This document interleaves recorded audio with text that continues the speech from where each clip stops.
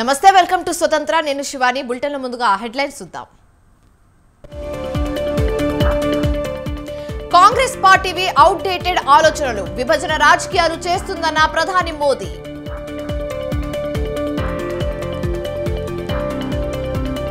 బీజేపీకి బాబు మోహన్ రాజీనామా పొమ్మనలేక పొగపెడుతున్నారన్న మాజీ మంత్రి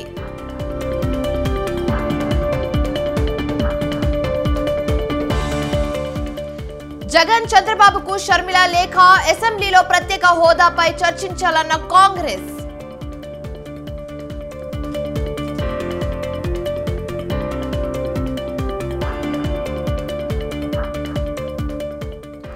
జిల్లాలను మార్స్తే ఉద్యోగాల నియామకం కష్టమవుతుంది వెంటనే 2 లక్షల ఉద్యోగాలు భర్తీ చేయాలన్న బీఆర్ఎస్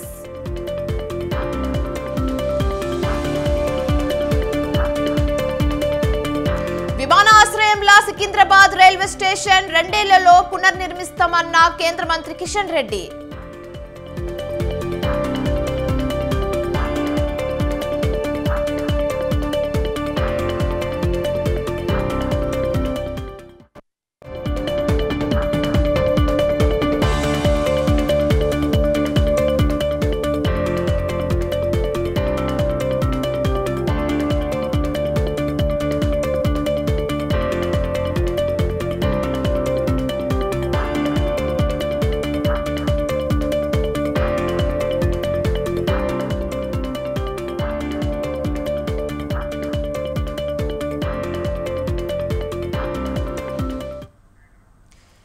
బ్రేకింగ్ న్యూస్ చూస్తున్నాం. పాకిస్తాన్ లోని బలూచిస్తాన్ 2 వరుస పేలుళ్లతో దద్దరిల్లింది. 26 మంది చనిపోయారు, 30 మందికి పైగా గాయపడ్డారు. పాకిస్తాన్ లో రేపు జనరల్ ఎన్నికలు జరుగుతున్న నేపథ్యంలో బలూచిస్తాన్ లోని పిషిన్ లో ఓ ఇండిపెండెంట్ అభ్యర్థి అస్ఫన్ ద్వారా కకాన్ ఎన్నికల ఆఫీస్ ఎదుట మొదటి పేలుడు జరిగింది. అయితే ఆ పేలుడులో 14 మంది చనిపోయారు.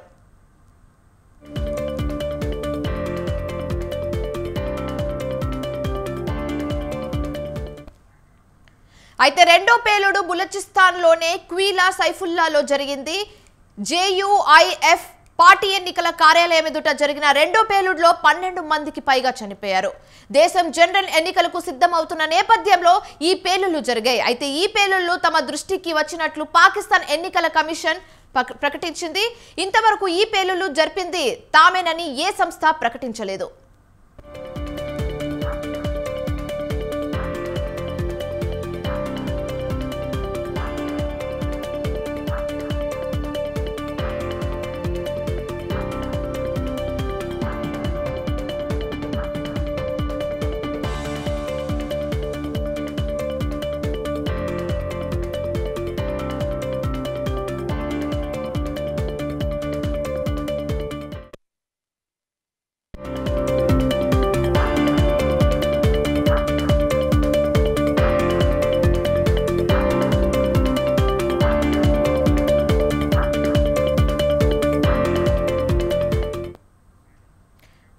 మరో బ్రేకింగ్ న్యూస్ చూస్తున్నాం. హెచ్ఎండిఏ మాజీ డైరెక్టర్ శివ బాలకృష్ణ కస్టడీ ముగిసింది.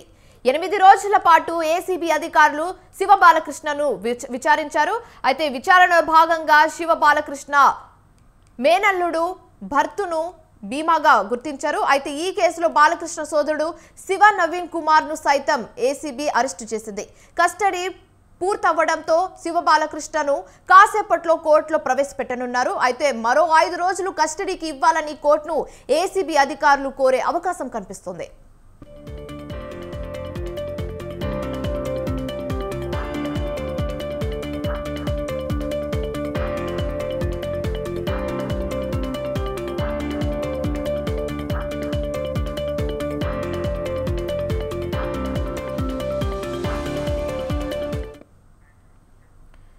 హెచ్ఎండిఏ మాజీ డైరెక్టర్ శివ బాలకృష్ణ కస్టడీ ముగిసింది. అయితే ఇదే అంశం మీద పూర్తి సమాచారం మా ప్రతినిధి ఉషా ఫోన్ ద్వారా అందిస్తారు. ఉషా చెప్పండి. శివాని, హెచ్ఎండిఏ మాజీ డైరెక్టర్ ని 8 రోజుల పాటు ఏసీబీ అధికారులు విచారించారు. సుదీర్ఘంగా ఇతన్ని విచారించిన తర్వాత ఇవాళ 5 గంటల పాటు శివబాలకృష్ణను ప్రశ్నించారు ఏసీబీ అధికారులు. ప్రత్యేక గదిలో 8 రోజుల పాటు ఇతన్ని ప్రశ్నించి అతను ఇచ్చేటటువంటి ఏదైతే స్టేట్మెంట్ ఉందో దాని మొత్తాన్ని కూడా రికార్డ్ చేశారు ఏసీబీ అధికారులు. ఇవాటితో 8 రోజుల కస్టడీ ముగియడంతో నాంపల్లి ఏసీబీ కోర్టులో హాజరుపరిచారు ఏసీబీ అధికారులు. 8 రోజుల కస్టడీలో వెలుగులోకి అనేక కీలక విషయాలు కూడా తెలుసుకున్నారు. ప్రస్తుతం చూసుకున్నట్టయితే మంత్రులు, ఎంపీలు, ఎమ్మెల్యేలు పేరుతో జోనల్ అధికారుల దగ్గర ఉన్న ఫైల్స్ నుంచి తెప్పించుకొని అప్రూవల్ చేసినట్టు అప్రూవల్ చేశారు శివబాలకృష్ణ అనే విషయాన్ని మాత్రం ఏసీబీ అధికారులు నిర్ధారించుకున్నారు. గట్కేసర్, శంషాబాద్, శంకర్పల్లి జోన్లలో 3 ఏళ్లలో 100కు పైగా అనుమతులు ఇచ్చారు ఏసీబీ 100కు పైగా అనుమతులు ఇచ్చారు హెచ్ఎండిఏ అధికారిగా ఉన్నప్పుడు ఇతను. అలాగే అనుమతుల విషయంలో కూడా శివబాలకృష్ణ రాసిన రిపోర్టులు, ఆయన చేసినటువంటి సిగ్నేచర్స్ ఏవైతే ఉన్నాయో ఏసీబీ సేకరించింది. దస్తాలను స్కాన్ చేసి డిజిటల్ రూపంలో కూడా ఆధారాలను భద్రపరిచింది. అలాగే ఒక్క గట్కేసర్ జోన్ లోనే 2021లో జారీ అయినటువంటి 18 అనుమతులు, 2022లో 22 పర్మిషన్లు, అలాగే 2023లో 19 దస్తావేజులు ఏవైతే ఉన్నాయో వీటి వివరాలన్నీ కూడా సేకరించారు. శివబాలకృష్ణ బినామీలు అధికారిగా ఉన్నప్పుడు చేసినటువంటి సమయంలో ఉద్యోగులను విచారించారు ఏసీబీ అధికారులు. అలాగే నిన్న రాత్రి చూసుకున్నట్టయితే శివబాలకృష్ణ సోదరుడు శివ నవీన్ కుమార్ ని కూడా బినామీగా గుర్తించి అతని ఆస్తి పత్రాలను సేకరించి ఏసీబీ అధికారులు నిన్న అర్ధరాత్రి అతన్ని అరెస్ట్ కూడా చేయడం జరిగింది. నవీన్ కుమార్ అక్రమాస్తులు బినామీగా ఉండడంతో వీటిపై ఉన్నటువంటి మొత్తం కూడా సేకరించారు పోలీసులు. మొత్తం మీద శివబాలకృష్ణ తమ్ముడిని కూడా చెంచల్గూడ జైలుకు తరలించడం జరిగింది. శివబాలకృష్ణ మేనల్లుడైనటువంటి భరత్ పై కూడా అక్రమాస్తుల గురించి ఏసీబీ అధికారులు తెలుసుకుంటున్నారు. ప్రస్తుతం చూసుకున్నట్టయితే మరో 5 రోజుల కస్టడీ కోరుతూ నాంపల్లి కోర్టులో అయితే హాజరుపరిచారు శివబాలకృష్ణను. Shivani. Right. Thanks for the update, Susha.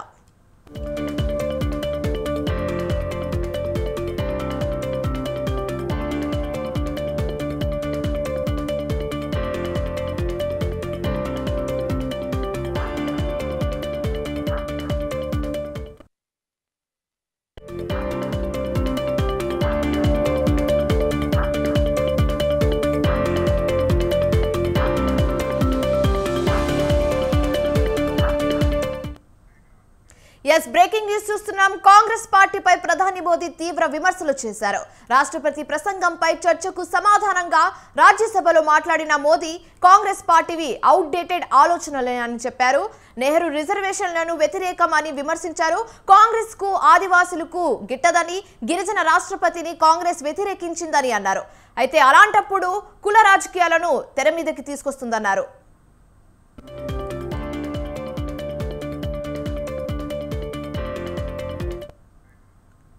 అయితే ప్రభుత్వ రంగ సంస్థలను కాంగ్రెస్ పార్టీ ధ్వంసం చేసిందని ప్రధాని ఆరోపించారు. తాము అధికారంలోకి వచ్చాకే ప్రభుత్వ రంగ ఆస్తులు పెరిగాయన్నారు. రాష్ట్రాలు అభివృద్ధి చెందితే దేశం అభివృద్ధి చెందుతుందన్న మోదీ రాష్ట్రాలకు అవసరమైన నిధులు ఇస్తామన్నారు. తాను ఫెడరలిజాన్ని నమ్ముతానన్నారు. కాంగ్రెస్ పార్టీని స్టార్టప్ కంపెనీలా రాహుల్ గాంధీ నడిపిస్తున్నారని ప్రధాని ఎద్దేవా చేశారు. मैं उस दिन तो कह नहीं पाया, लेकिन मैं खड़गे जी का विशेष आभार प्रकट करता हूँ। बहुत ध्यान से सुन रहा था खड़गे जी उस दिन में, और ऐसा आनंद आया, ऐसा बहुत कम मिलता है। लोकसभा में तो कभी कभी मिल जाता है, लेकिन आजकल वो दूसरी ड्यूटी पर है तो मनोरंजन कम मिलता है। लेकिन लोकसभा में मनोरंजन जो कमी हमें खल रही है उस दिन आपने पूरी कर दी। मुझे प्रसन्नता इस बात की थी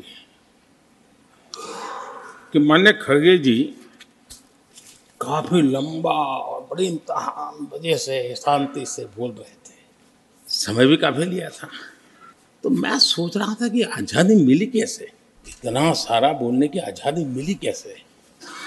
तो मैं सोच तो रहा था, लेकिन बाद में मेरे ध्यान में आया कि 2 स्पेशल कमांडर जो रहते ना उस दिन नहीं थे। बहुत भरपूर फायदा स्वतंत्रता का आदरणीय खड़गे जी ने उठाया। जिस कांग्रेस ने सत्ता के लालच में सरेआम लोकतंत्र का गला घोंट दिया, जिस कांग्रेस ने दर्जनों बार लोकतांत्रिक तरीके से चुन करके आई सरकारों को रातों रात भंग कर दिया, बर्खास्त कर दिया, जिस कांग्रेस ने देश की संविधान लोकतंत्र की मर्यादा को जेल के सलाखों के पीछे बंद कर दिया। जिस कांग्रेस ने अखबारों पर ताले लगाने तक की कोशिश की, देश को तोड़ने के नैरेटिव घड़ना का नया शौक उनको पैदा हुआ। इतना तोड़ा कम नहीं है, अब उत्तर दक्षिण को तोड़ने के लिए बयान दिए जा रहे हैं।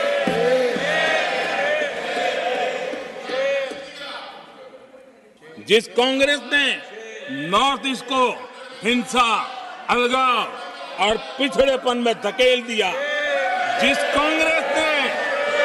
कांग्रेस के राज में नक्सलवाद के लिए देश के लिए एक बहुत बड़ी चुनौती बनाकर के छोड़ दिया, जिस कांग्रेस ने देश की बहुत बड़ी जमीन दुश्मनों के हवाले कर दी, जिस कांग्रेस ने देश की सेनाओं का आधुनिकीकरण होने से रोक दिया, वो आज हमें राष्ट्रीय सुरक्षा और आंतरिक सुरक्षा के लिए भाषण दे रहे हैं।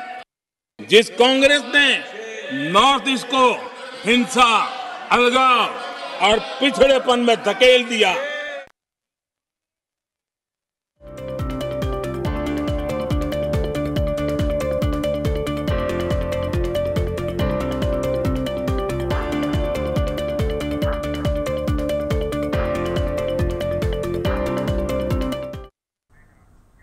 రైట్ బ్రేకింగ్ న్యూస్ చూస్తున్నాం. టీడీపీ అధినేత చంద్రబాబు హస్తిన బాట పట్టారు. పొత్తులపై బీజేపీ పెద్దలతో చర్చించడానికి ఆయన ఢిల్లీ బయలుదేరారు. అయితే ఈ రాత్రికి అమిత్ షా, జేపీ నడ్డాలతో భేటీ కానున్నారు. పొత్తులపై చర్చించడానికి ఢిల్లీ రమ్మని చంద్రబాబుకు అమిత్ షా ఆహ్వానం అందించినట్లు సమాచారం.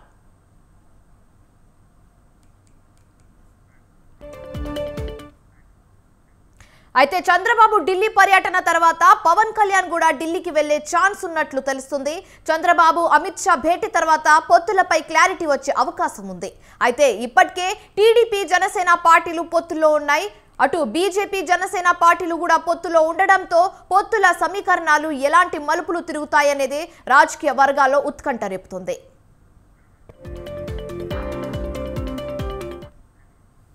ఇక పొత్తుల అంశంపై పూర్తి సమాచారం మా ప్రతినిధి రవిచంద్ర ఫోన్ ద్వారా అందిస్తారు. రవిచంద్ర, చెప్పండి. శివాని, ఇప్పటికే బీజేపీ నుండి పిలుపు రావడంతో చంద్రబాబు నాయుడు ఢిల్లీ అయితే వెళ్తా ఉన్నారు. ఈ రాత్రికి కేంద్ర మంత్రి, బీజేపీ కీలక నేత అమిత్ షాతో ఈ రాత్రికి భేటీ అయ్యే అవకాశాలు అయితే ఉన్నట్లు పార్టీ వర్గాలు చెప్తున్నాయి.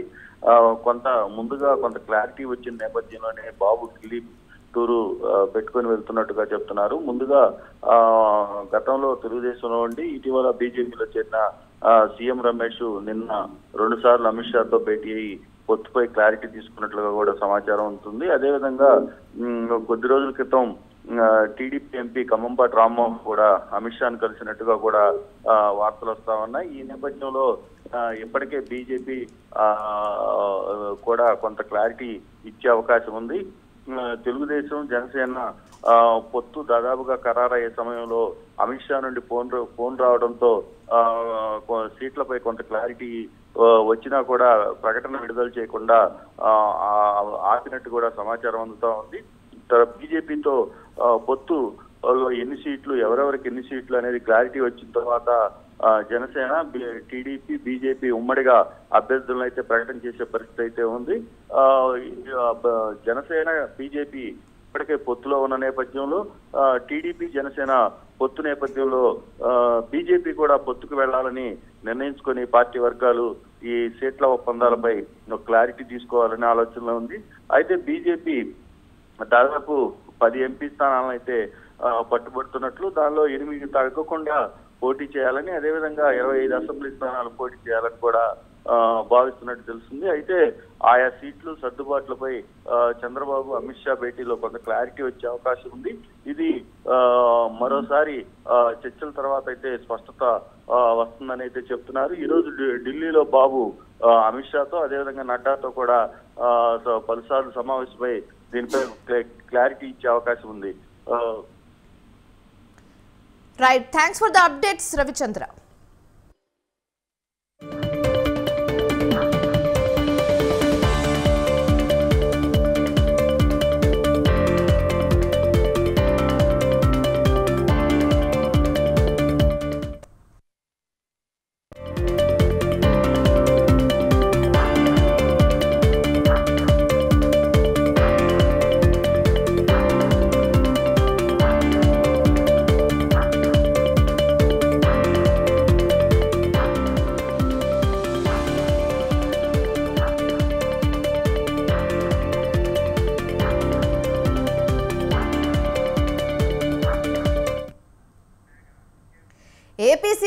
షర్మిల లేఖపై మంత్రి బొత్స సత్యనారాయణ స్పందించారు. ముఖ్యమంత్రి ప్రత్యేక హోదా తెచ్చుకోవాల్సిన ఎప్పుడు చూస్తూనే ఉంటారని, అసెంబ్లీలో చాలాసార్లు తీర్మానం చేసి కేంద్రానికి పంపామని గుర్తు చేశారు. ప్రత్యేక హోదా ఎలా సంపాదించుకోవాలో తమకు తెలుసన్నారు. చంద్రబాబు ఎన్నిసార్లు ఢిల్లీ వెళ్లినా ప్రయోజనం ఉండదన్నారు.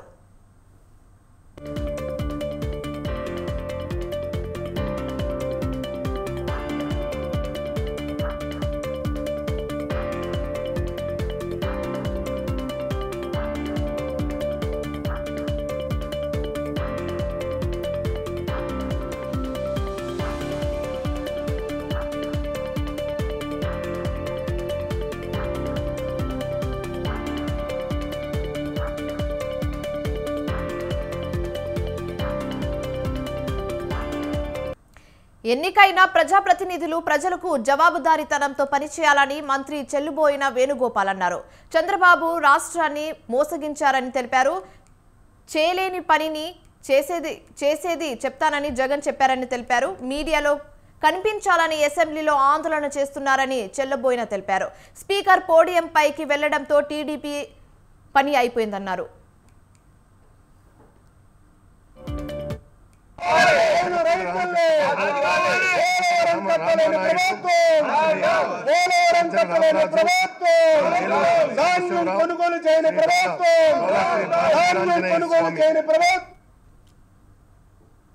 విఫల ప్రతిపక్షంగా, పలాయన ప్రతిపక్షంగా కేవలం వచ్చిన వెంటనే ఏ విధంగా సభ నుండి వెళ్ళిపోవాలని ఏకైక లక్ష్యంతో రావడం, ప్రజలకు మంచి జరుగుతుందంటే వినలేకపోవడం, ఇవన్నీ కూడా ప్రజలందరూ కూడా గమనిస్తున్నారు. పలాయనాన్ని చిత్తగించిన ప్రతిపక్షం నిన్న ముఖ్యమంత్రి గారు ఈ రాష్ట్రంలో 40 సంవత్సరాల అనుభవం, 30 సంవత్సరాల ముందు ముఖ్యమంత్రి, 3 దఫాలుగా ముఖ్యమంత్రి చేసి ఏ విధంగా ఈ రాష్ట్ర ప్రజల్ని అబద్ధాలే ప్రధాన ఎజెండాగా ప్రజలను మోసగించారు, ప్రతి అంశాన్ని స్పష్టంగా కూలంకషంగా తెలియజేశారు. పరిపాలనా కాలంలో రైతుల ఆత్మహత్యలు, వారి పరిపాలనా కాలంలో చేనేత కార్మికుల ఆత్మహత్యలు. టీడీపీ నేతలపై మంత్రి కాకాని తీవ్ర విమర్శలు చేశారు. తనపై వచ్చిన ఆరోపణలపై సిబిఐ సుదీర్ఘ దర్యాప్తు జరిపి చార్జ్షీట్ దాఖలు చేసిందని తెలిపారు. అయితే టీడీపీ నేత సోమిరెడ్డి చంద్రమోహన్ రెడ్డి ఆరోపించినట్లు తనకు కేసుతో ఎలాంటి సంబంధం లేదని సిబిఐ తేల్చి చెప్పిందన్నారు. అయితే సోమిరెడ్డిని పిలిచి కూడా వివరించారని గుర్తు చేశారు. సిబిఐ అంటే చంద్రబాబు విచారణ కాదని ఎద్దేవా చేశారు. వీళ్ళకి సిబిఐ విచారణ దాదాపుగా 1 సంవత్సర కాలం పాటు జరిగింది. 403 పేజీల ఛార్జ్షీట్ని సిబిఐ 88 మంది సాక్షులను విచారించి 1 సంవత్సర కాలం పాటు దర్యాప్తు చేసి దానికి సంబంధించి ఛార్జ్షీట్ ఫైనల్గా దాఖలు చేయడం జరిగింది.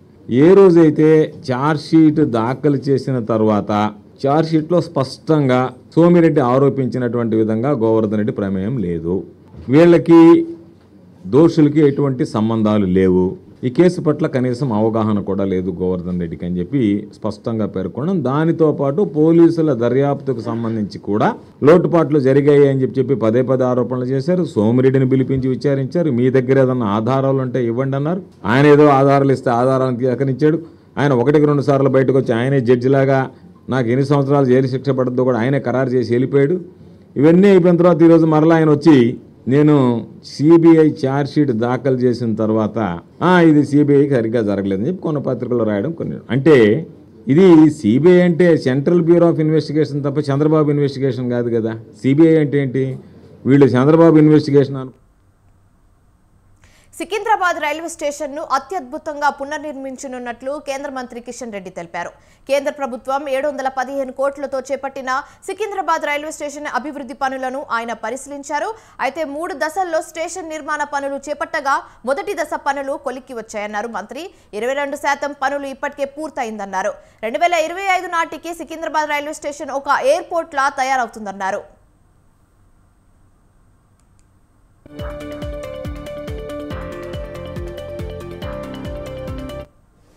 ఈ రైల్వే స్టేషన్ పునర్నిర్మాణం పూర్తిగా మరి ఆధునికమైనటువంటి అన్ని రకాల సౌకర్యాలు, ప్యాసింజర్ అమ్యూనిటీస్, అద్భుతంగా ఒక ఎయిర్పోర్ట్ లాగా ఈ యొక్క రైల్వే స్టేషన్ నిర్మాణం జరగనున్న విషయాన్ని మనం స్వయంగా చూస్తూ ఉన్నాం. కానీ కొత్త ఓపెన్ ప్లేస్ అయితే నిర్మాణం మరింత వేగవంతంగా జరిగేది. కానీ ఇక్కడ ఏ ట్రైన్ ఆపడానికి వీల్లేదు, ఏ ప్యాసింజర్ ఆపడానికి వీల్లేదు. ఎవరైనా టికెట్ కౌంటర్ ఉండాలి, పార్కింగ్ ఉండాలి, మరి ట్రైన్లు రావాలి, దిగాలి, పోవాలి, లగేజ్ తీసుకెళ్ళాలి. అవన్నీ కొనసాగిస్తూనే మళ్ళీ రైల్వే స్టేషన్ పునర్నిర్మాణ పనులు ప్రత్యామ్నాయంగా జరుగుతుండాలి. మరి ఈరోజు ఒక 20 to 25% సంబంధించినటువంటి యాక్టివిటీ ఒక దిశకు వచ్చింది. నాకు పూర్తి విశ్వాసం ఉంది ఇది మరి వచ్చేటువంటి 2025 ఎండింగ్ లోపల పూర్తిగా railway station you can see as a airport. సుమారు 700 కోట్ల రూపాయల విలువైనటువంటి ఈ రైల్వే స్టేషన్. కాంగ్రెస్ పార్టీపై బీఆర్ఎస్ నేత వినోద్ కుమార్ తీవ్ర విమర్శలు చేశారు. 2 లక్షల ఉద్యోగాలు భర్తీ చేస్తామన్న కాంగ్రెస్ 60 ఉద్యోగాలతో ప్రారంభించిందని ఎద్దేవా చేశారు. మిగిలిన 1,90,940 ఉద్యోగాలు వీలైనంత త్వరగా భర్తీ చేయాలన్నారు. వెంటనే ఏ విభాగాల్లో ఎన్ని ఖాళీలు ఉన్నాయో చెప్పాలన్నారు. నేనే తప్పుపడతలేదు, కానీ ఈ 1,00,000 నువ్వు అంటే రేవంత్ రెడ్డి గారు ఇప్పుడు ఈ 60 ఉద్యోగాలతో స్టార్ట్ చేశాడు. ఇలా ఈ ప్రెస్ మీట్ పెట్టడానికి కారణం ఏంటంటే బోని మొదలుపెట్టాడు. 2 లక్షల ఉద్యోగాలని చెప్పి 60 ఉద్యోగాలతో బోని పెట్టారు. తప్పలేదు, 60 నేనే తప్పుపడతలేదు, కానీ ఈ 1,99,940 మాత్రం ఒక నెల రోజుల పాటు ఐడెంటిఫై చేసి ఒక గీ డిపార్ట్మెంట్లో గిన్నె ఉన్నాయి, గీ డిపార్ట్మెంట్లో అని చెప్తే పిల్లలు చదువుకుంటారు.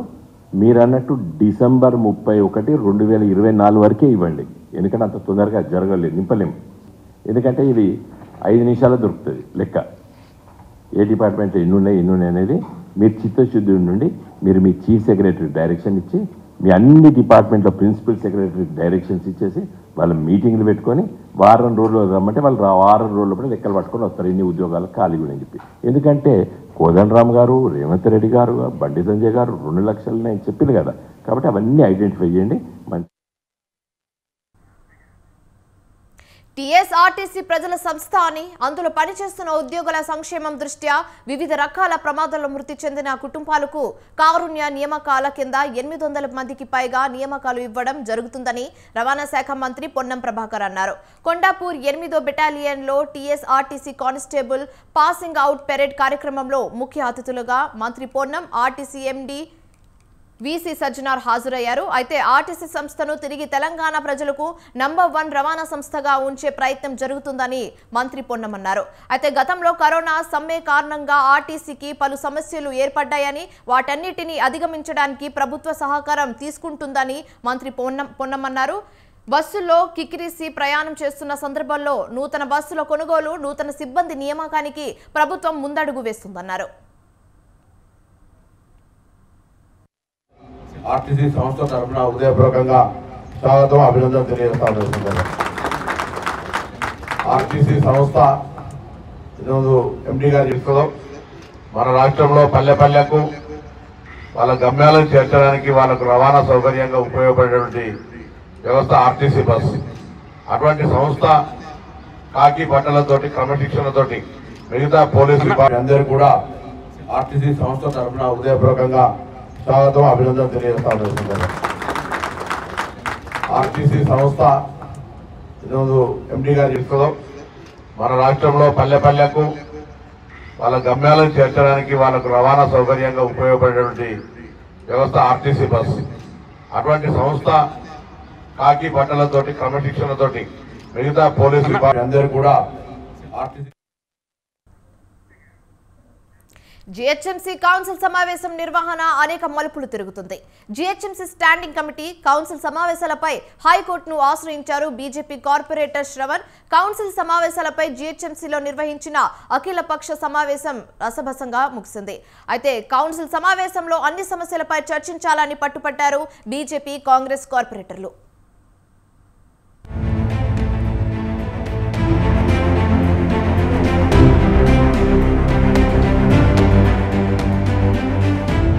జీహెచ్ఎంసీ ప్రధాన కార్యాలయంలో మేయర్ గద్వాల విజయలక్ష్మి అధ్యక్షతన అఖిలపక్ష సమావేశం నిర్వహించారు. 3 నెలలకోసారి కౌన్సిల్ సమావేశం నిర్వహించాలంటూ హైకోర్టును ఆశ్రయించిన నేపథ్యంలో మేయర్ నిర్వహించిన సమావేశం కార్పొరేటర్ల మధ్య వాగ్వివాదానికి దారితీసింది. జీహెచ్ఎంసీకి సంబంధించిన పిటిషన్పై హైకోర్టు సీరియస్ అయింది. ఈ పరిస్థితుల్లో అఖిలపక్ష సమావేశంలో బడ్జెట్ ప్రతిపాదన చేశారు. మేయర్ ఇలా చేయడమేంటని బీజేపీ కాంగ్రెస్ కార్పొరేటర్లు సీరియస్ అయ్యారు. 3 రోజుల పాటు కౌన్సిల్ సమావేశాన్ని నిర్వహించాల్సిందేనని విపక్ష కార్పొరేటర్లు పట్టుపట్టారు. విషయం కోర్టు మెట్లెక్కడంతో బడ్జెట్ ఆమోదం చేయించేందుకు మేయర్ చేసిన ప్రయత్నం విమర్శల పాలైంది.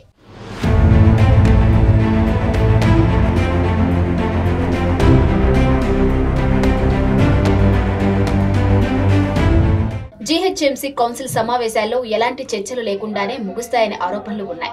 గత ఏడాది ఆగస్టు తర్వాత ఇప్పటి వరకు జీహెచ్ఎంసీ కౌన్సిల్ సమావేశం నిర్వహించలేదు.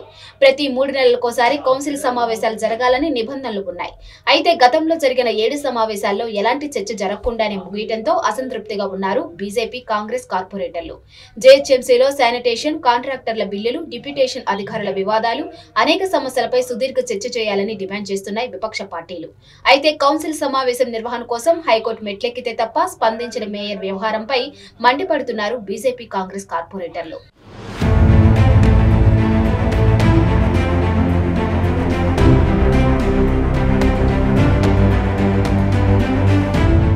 గత 8 నెలలుగా కౌన్సిల్ సమావేశం నిర్వహించలేదు. స్టాండింగ్ కమిటీ కౌన్సిల్ సమావేశాలు నిర్వహించాలని బీజేపీ తరపున హైకోర్టును ఆశ్రయించడంతోనే మేయర్ దిగివచ్చారు. గతంలో నిర్వహించిన సమావేశాల్లోనూ ఎలాంటి చర్చ లేకుండానే ముగించారు. గ్రేటర్ పరిధిలో అనేక సమస్యలు ఉన్నాయి. డిప్యూటేషన్ మీద ఇతర శాఖల నుంచి వచ్చిన అధికారులు ఇక్కడే తిష్టవేశారు. కొందరు అవినీతి అధికారుల కారణంగా జీహెచ్ఎంసీకి చెడ్డ పేరు వస్తుంది. వారందరిపైన చర్యలు తీసుకోవాలని డిమాండ్ చేశారు బీజేపీ కార్పొరేటర్లు. రాబోయే కౌన్సిల్ సమావేశంలో ప్రజా సమస్యలపై చర్చ జరపాలని డిమాండ్ చేశారు. డిసెంబర్ నెలలో జరగాల్సిన కౌన్సిల్ మీటింగ్ జరగకపోవడం మీద భారతీయ జనతా పార్టీ కార్పొరేటర్లుగా మేము కమిషనర్ గారికి రిప్రజెంటేషన్ ఇవ్వడం, దాదాపు 15 రోజుల క్రితం రిప్రజెంటేషన్ ఇచ్చినాం. 15 రోజుల తర్వాత కూడా ఏమి స్పందించకపోతే ఈ కౌన్సిల్ కమిషనర్ గారితో పాటు మేయర్ గారు స్పందించకపోవడం మూలంగా మా కార్పొరేటర్ మల్కాజిగిరి కార్పొరేటర్ శవన్ గారు హైకోర్టులో రిట్ వేస్తే స్పందించిన కౌన్సిల్ ఈరోజు అఖిలపక్ష సమావేశం పెట్టి కౌన్సిల్ మీద నిర్ణయం తీసుకోవడం జరిగింది.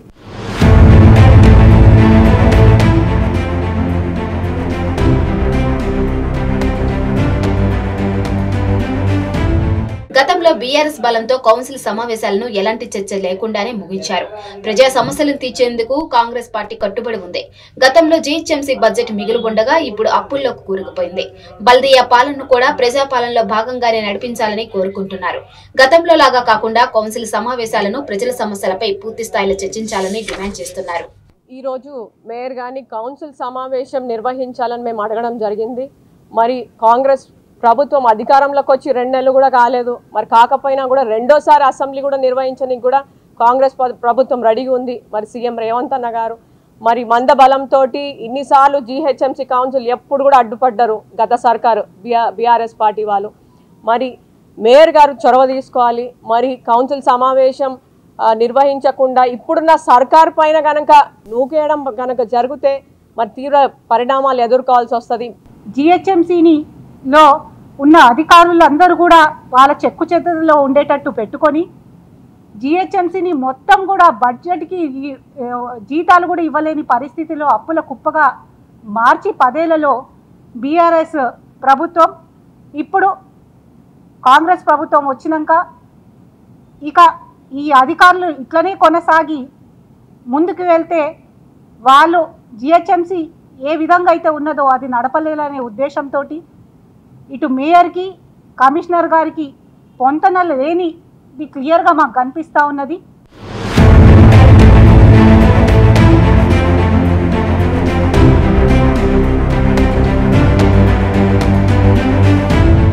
అఖిలపక్ష అఖిలపక్ష సమావేశంలో కౌన్సిల్స్ బడ్జెట్ సమావేశాలపై చర్చించామన్నారు మేయర్ గద్వాల విజయలక్ష్మి. నవంబర్లోని స్టాండింగ్ కమిటీ సభ్యుల పదవీకాలం ముగిసిందని, ఇప్పటికే సీఎంను కలిసి స్టాండింగ్ కమిటీ నోటిఫికేషన్, కౌన్సిల్ సమావేశం నిర్వహణపై చర్చిద్దామన్నారు. 10 ఏళ్లలో సిటీ చాలా డెవలప్ అయిందని అన్నారు. ఈ నెల 19న కౌన్సిల్ సమావేశం నిర్వహించేందుకు అఖిలపక్ష సమావేశంలో నిర్ణయించామని తెలిపారు. యూజువలీ మేము బడ్జెట్ సమావేశాలు ఒక టైం పెడితే సెకండ్ టైం మళ్ళీ సెకండ్ ఫేజ్ లో జనరల్ బాడీ జరగడం మీకు తెలుసు. అయితే మనకి లాస్ట్ నవంబర్ లోపల స్టాండింగ్ కమిటీది ఒక టైం అయిపోయింది. దెన్ అదే టైం లోపల మనం స్టాండింగ్ కమిటీ నిర్వహించుకోవాల్సి ఉండే. దెన్ దాని తర్వాత జనరల్ బాడీ కూడా మీకు అందరికి కూడా తెలుసు, ఎలక్షన్ కోడ్ వలన మనము కండక్ట్ చేసుకోలేకపోయాము. అయితే ఎలక్షన్ అయిపోగానే కూడా ఇప్పటి వరకు జనరల్ బాడీ జరిగి 5 months కూడా అయిపోతుంది. దగ్గర 5 months మనం ఇప్పటి వరకు పెట్టుకోలేకపోయాం. ఎందుకంటే కొత్త గవర్నమెంట్ వచ్చింది. ఒక కర్టీసీగా మేము ఒక రెస్పెక్ట్ చేసి సీఎం గారి ఆదేశాలు కూడా తీసుకోవాలి, సీఎం గారికి కూడా తెలియచేయాలి. ఇట్లా ఒక స్టాండింగ్ కమిటీ అనేది ఉంటుంది కార్పొరేషన్లో. జనరల్ బాడీ ఎవ్రీ 3 months జరుగుతుంది. ఆయనకి వివరించడానికి కొంచెం టైం పట్టింది. మేము కమిషనర్ గారికి పదే కూడా చెప్పడం జరిగింది.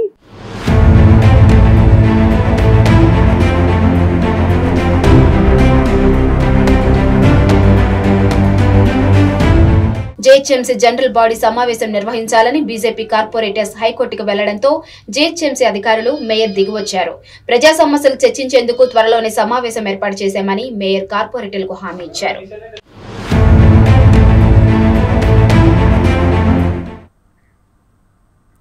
వచ్చే పార్లమెంట్ ఎన్నికలే టార్గెట్ గా బీఆర్ఎస్ పార్టీ ప్రణాళికలు సిద్ధం చేసుకుంటుందా? నీటి అంశాన్ని బలమైన నినాదంగా మార్చుకుంటుందా? ఇదే నినాదం రానున్న పార్లమెంట్ ఎన్నికల్లో కలిసి వస్తుందని గులాబీ బాస్ భావిస్తున్నారా? కేఆర్ఎంబీ అంశాన్ని అస్త్రంగా చేసుకుని నల్గొండ జిల్లా వేదికగా భారీ బహిరంగ సభకు ప్లాన్ చేస్తున్నారా? నీటి అంశంతోనే బీఆర్ఎస్ అధినేత కేసీఆర్ ప్రజల్లోకి రానున్నారా? What's the story?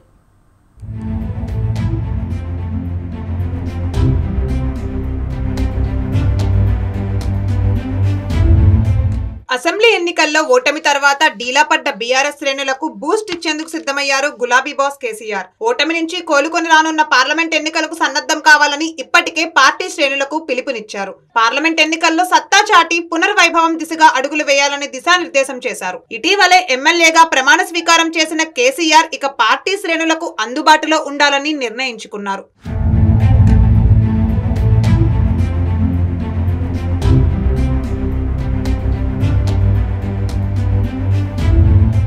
పార్లమెంట్ ఎన్నికలకు వెళ్లాలంటే బీఆర్ఎస్ కు అస్త్రం కావాలి. ఇన్నాళ్లు కాంగ్రెస్ ప్రభుత్వ హామీలు టార్గెట్ గా విమర్శలు గుప్పించారు బీఆర్ఎస్ నేతలు. ఇప్పుడు కృష్ణా నదీ జలాల అంశం బీఆర్ఎస్ కు ఎజెండాగా మారింది. కృష్ణా బేసిన్ లోని ప్రాజెక్టులు కేఆర్ఎంబీకి అప్పగించే అంశాన్ని తమకు అనుకూలంగా మలుచుకోవడంతో పాటు ప్రజల్లోకి వెళ్లి పట్టు పెంచుకునే ప్రయత్నం చేస్తోంది. ఇది పార్లమెంట్ ఎన్నికల్లో పార్టీకి కలిసి వస్తుందని నేతలు భావిస్తున్నారు.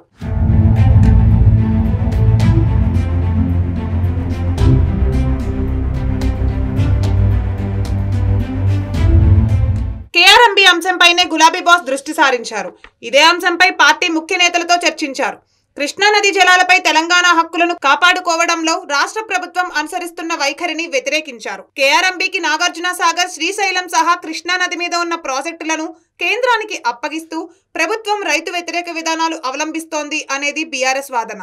ఇప్పుడు ఈ అంశంతోనే దక్షిణ తెలంగాణ రైతులను కదిలించాలని స్కెచ్ వేశారు కేసీఆర్. అందులో భాగంగానే నల్గొండ జిల్లాలో ఫిబ్రవరి 13న భారీ బహిరంగ సభకు ప్లాన్ చేశారు. ఈ బహిరంగ సభకు ఉమ్మడి నల్గొండ, ఖమ్మం, మహబూబ్ నగర్, రంగారెడ్డి, హైదరాబాద్ జిల్లాల నుండి కార్యకర్తలను తరలించనున్నారు.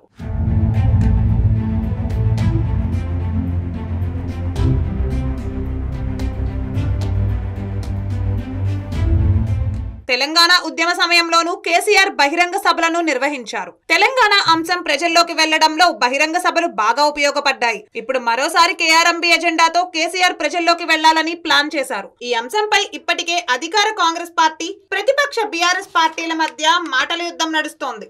ఇటీవల జరిగిన అసెంబ్లీ ఎన్నికల ఫలితాల్లో బీఆర్ఎస్ పార్టీకి దక్షిణ తెలంగాణ జిల్లాలైన ఉమ్మడి మహబూబ్ నగర్, ఖమ్మం, నల్గొండ జిల్లాల్లో చేదు ఫలితాలు వచ్చాయి. ఇక కేఆర్ఎంబీ అంశం ద్వారా కాంగ్రెస్ పార్టీని ఇరుకున పెట్టడంతో పాటుగా బీఆర్ఎస్ పార్టీని బలోపేతం చేసే దిశగా కేసీఆర్ అడుగులు వేస్తున్నారు.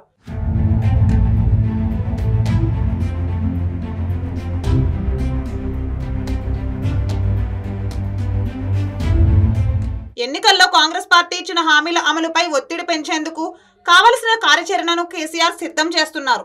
ఇందులో ప్రధానంగా మహిళలకు ఉచిత బస్సు ప్రయాణం ద్వారా ఆటో డ్రైవర్ల ఆత్మహత్యలు, రైతు భరోసా, రుణమాఫీ, ఉద్యోగ నోటిఫికేషన్లతో పాటు ప్రజాపాలనలో వచ్చిన ఫిర్యాదుల పరిష్కారం కోసం పార్టీ తరపున ఆందోళన చేసేలా అస్త్రాలు రెడీ చేస్తున్నారు. పార్లమెంట్ ఎన్నికల్లో అధిక స్థానాల్లో గెలిపే లక్ష్యంగా గులాబీ బాస్ చేస్తున్న ప్రయత్నాలు ఏ మేరకు ఫలిస్తాయో చూడాలి.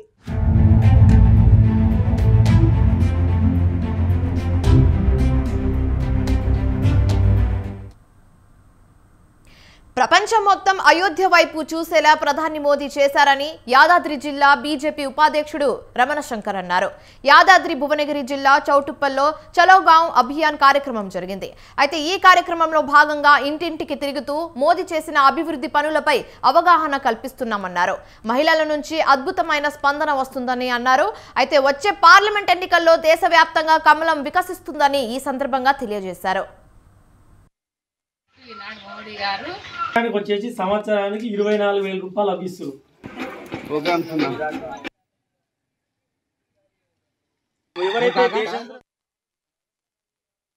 10 సంవత్సరాల నుండి చేసినటువంటి అభివృద్ధి పనులు కానీ, ఆయన యొక్క ప్రజలకు ఇచ్చినటువంటి సంక్షేమ పథకాలు కానీ, ఫ్రీ రేషన్ కానీ, ఫ్రీ వ్యాక్సిన్ కానీ, కిసాన్ సమ్మాన్ నిధి కానీ, ఎల్ఈడి బల్బు కానీ, సిమెంట్ రోడ్లు, ఈ యొక్క శ్మశాన వాటికలు, రైతు వేదికలు, ఇవన్నీ కూడా నరేంద్ర మోడీ ఇచ్చినటువంటి స్కీమ్స్ ప్రజలందరికీ కూడా చేరుతున్నాయి. ఇంకొకటి ఏంటంటే ఇక్కడ రాష్ట్రంలో కూడా ఏ పార్టీ ఉన్నా కానీ డైరెక్ట్ గా నేరుగా కూడా ఈ యొక్క మహిళా సంఘాలకు కానీ, ఈ యొక్క బియ్యం కానీ, ఇవన్నీ కూడా ప్రజలందరికీ కూడా అందుతున్నాయి. కాబట్టి ఈ ప్రజలందరూ కూడా ఈ ఒక్కసారి మళ్ళొకసారి ఫిర్ ఏక్ బార్ మోడీ సర్కార్ అనే నినాదంతో ప్రజలందరికీ వెళ్ళడం జరుగుతుంది. నరేంద్ర మోడీ గారు వైఎస్ఆర్ పార్టీని భూస్థాపితం చేసేందుకు ప్రజలు సిద్ధంగా ఉన్నారని అన్నారు పుంగనూరు టీడీపీ ఇన్ఛార్జ్ చల్ల రామచంద్రారెడ్డి. మరో 2 నెలల్లో వైసీపీ ప్రభుత్వాన్ని ప్రజలే సాగనంపుతుందని విమర్శించారు. అయితే పుంగనూరులో మంత్రి పెద్దిరెడ్డి అనుచరులు భూదందాలు, కబ్జాలకు పాల్పడుతున్నారని మండిపడ్డారు. బాబు షూరిటీ భవిష్యత్తు గ్యారంటీ కార్యక్రమానికి అనూహ్య స్పందన లభిస్తుందని తెలిపారు. ప్రజలందరూ చంద్రబాబు ముఖ్యమంత్రి కావాలని కోరుకుంటున్నారని ఈ సందర్భంగా తెలియజేశారు.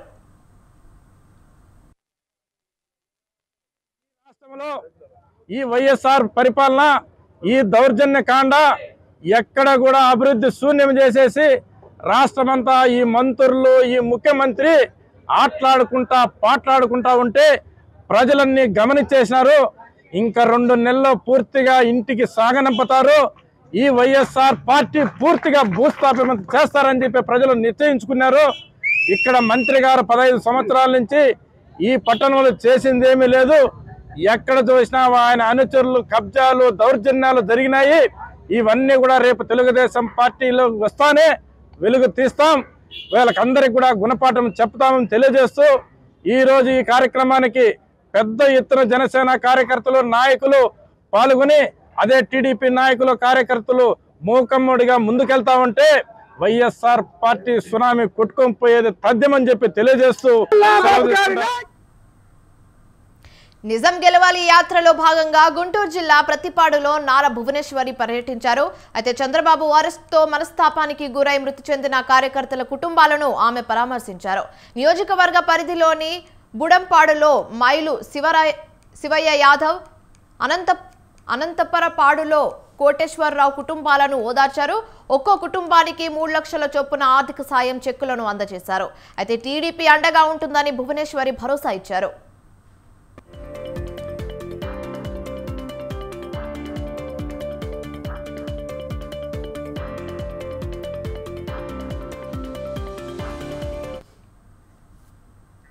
ఉమ్మడి నెల్లూరు జిల్లా చిల్లకూరులో 8 నెలల నుండి కన్నతల్లిని కిడ్నాప్ చేసి దాచిపెట్టారు ఆమె కొడుకు.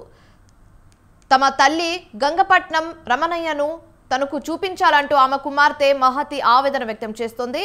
రమణమ్మను రెండో కుమారుడు మనోజ్ కుమార్ ఆస్తి కోసం కిడ్నాప్ చేశాడని మహతి ఆరోపించింది. 8 నెలల నుండి తమ తల్లిని ఎవరికి చూపించలేదని, తమ తల్లి ప్రాణాలతో ఉందా లేదా అనే అనుమానం మహతి వ్యక్తం చేసింది. అయితే తమకు న్యాయం జరిగేలా చూడాలని స్వతంత్ర టీవీని మహతి కుటుంబం ఆశ్రయించింది.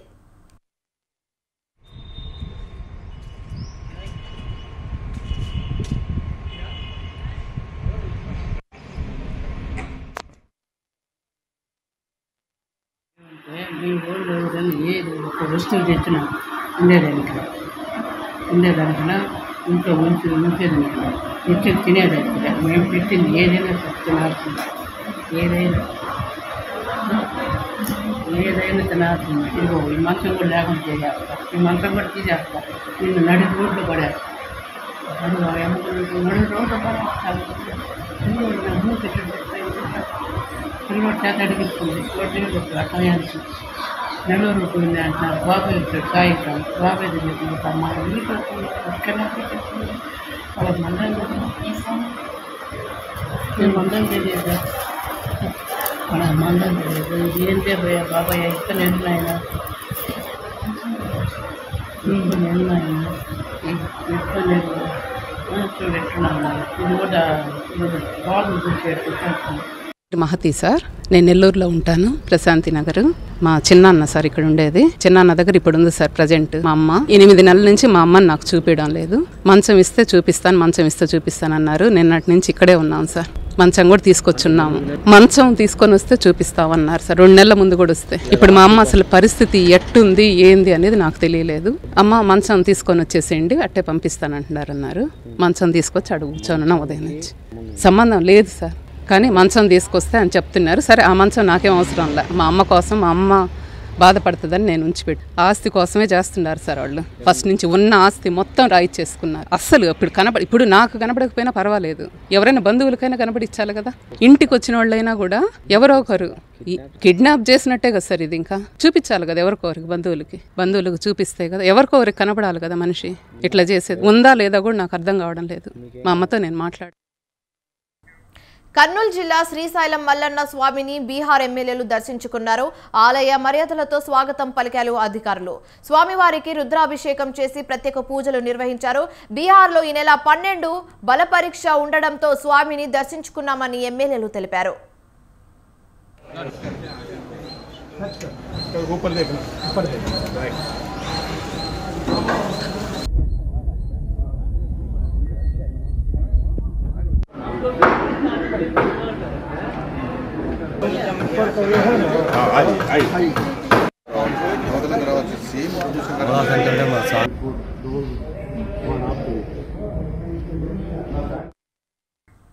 ఢిల్లీ జంతర్ మంతర్లో కేంద్ర ప్రభుత్వానికి వ్యతిరేకంగా కర్ణాటక ముఖ్యమంత్రి సిద్ధరామయ్య, డిప్యూటీ సీఎం డీకే శివకుమార్ ఆధ్వర్యంలో కాంగ్రెస్ కార్యకర్తలు నిరసన తెలిపారు.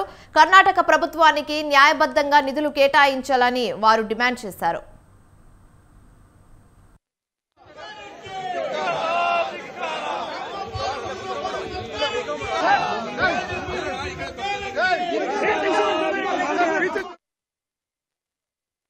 ప్రభుత్వానికి ఆర్థిక పరమైన నిధులలో న్యాయబద్ధమైన వాటా నిష్పత్తి ప్రకారం పన్నుల్లో కేటాయింపులు జరగాలని తాము కోరుతున్నట్లు కర్ణాటక డిప్యూటీ సీఎం శివకుమార్ తెలిపారు.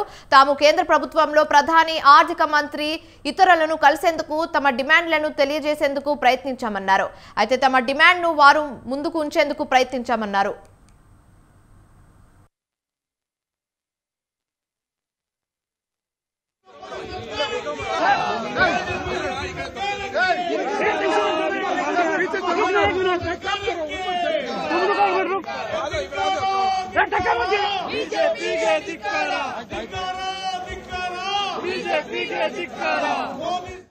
Finance Commission has to be set it right. Definitely we will ask them, we will try to meet them, we will try to explain. Definitely we will ask them, we will try to meet them, we will try to explain. We will give our representation, we will demand for them. I don't want to comment on that. We want our share, we want our justice, we want our taxes to be given as per the proper ratio. Whatever has been promised, even whatever the difference in the Finance Commission has to be set it right. Definitely we will ask them, we will try to meet. Right, ఇవి ఇప్పుడు వరకు నా updates. For more updates keep watching స్వతంత్ర.